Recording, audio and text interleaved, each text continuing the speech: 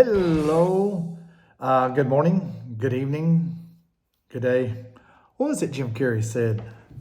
If I don't see you tomorrow, good morning, good afternoon, good day, and good night. I don't know what he said. I didn't watch that movie too much, but I saw it. It was okay. Hey, how you doing? This is PT here, coming at you with another episode of Lunch with PT. I don't know. All right, back to it. I've been away for a little bit. A lot going on.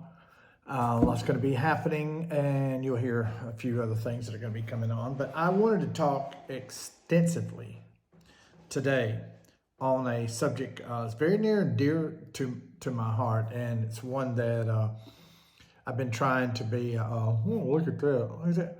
What is that? Light showing a long wrinkle? Stop it! Let's hide it. That wrinkle does not exist. Or I could have some Botox. Look at that. If I had Botox, I would tighten it up. I could look like that. Sorry, I got sidetracked. But I want to talk to you today about your place in ministry and working off of two things. One, Old Testament Eleazar, and two, with Paul. But first, it's Lunch with PT, and guess what that means? Cheeseburger in paradise. I wish. I want a cheeseburger. I want a fat, juicy, triple wrap with honey glazed brown sugar, slice of ham, a little Muncie cheese. Muncie cheese is really good. It's a grilled cheese. And with boar's head mustard. Ooh, trusted sunships. French onion, bourgeois. I know French. Poulet français, omelette du fromage. That's pretty much I know. That says, do you speak French? And cheese omelet. Oh, I do know, oui, oui, but that can translate into many different languages. Going to the country, gonna eat me a lot of peaches. Going to the country, gonna eat me a lot of peaches. That song was brought to you by the President's Men. Was that their name? The First Presidents? Yeah, the President's Men. Came out in the mid '90s. I remember that because I was youth pastor and it was in Nashville. I was taking Lori and I were taking a van load of kids from age 13 to 19, and that song was out. Man, it started rocking. I like the song too. It had pretty good. It's peaches come in a can. They were put there by man in a factory downtown. And the old trusted tea sweetened with stevia. So let's spend the next 6 minutes here. Because a lunch PT is just something very quick, gleaning some nuggets,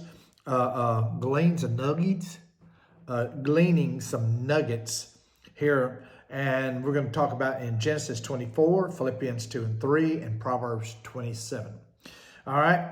Now, first off, I want to talk about Philippians 2 and 3, where it says, "Let nothing be done through selfish ambition or conceit, but in lowliness of mind, let each esteem others better than himself."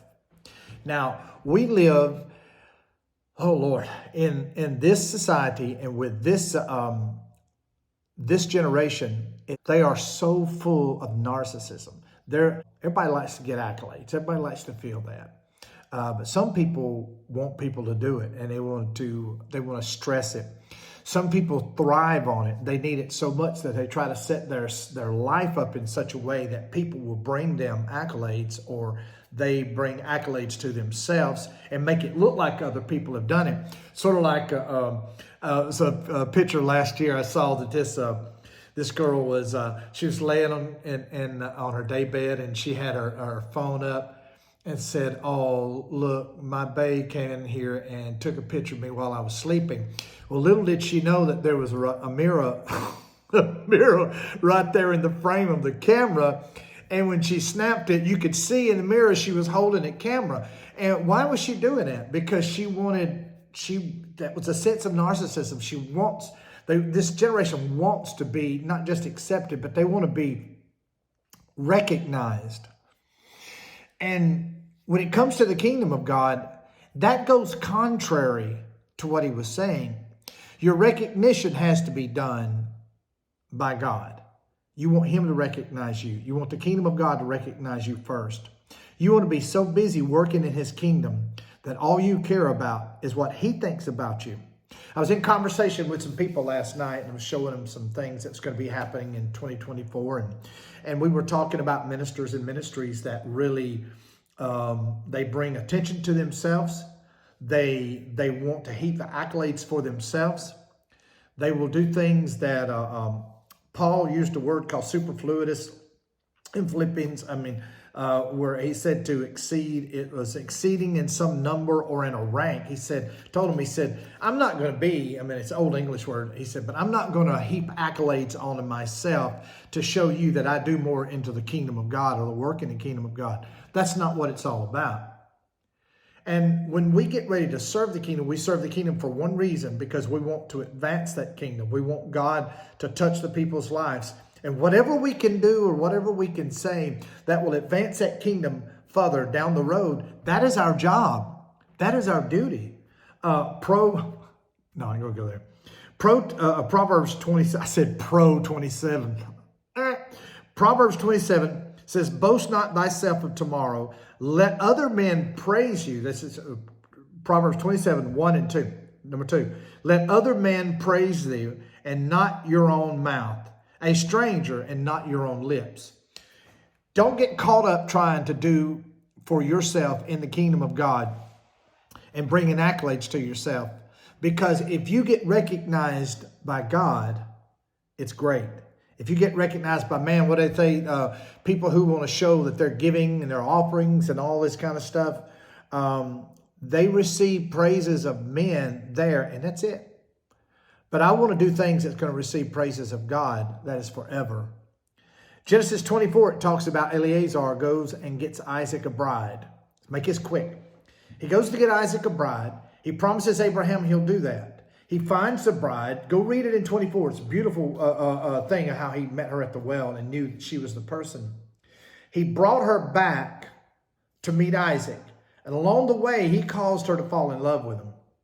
Why? Because when she saw them, she looked at him, covered her veil, and ran to him. To a stranger. Why would that be anything for the kingdom? Because the church, the ministry, and the kingdom are not ours.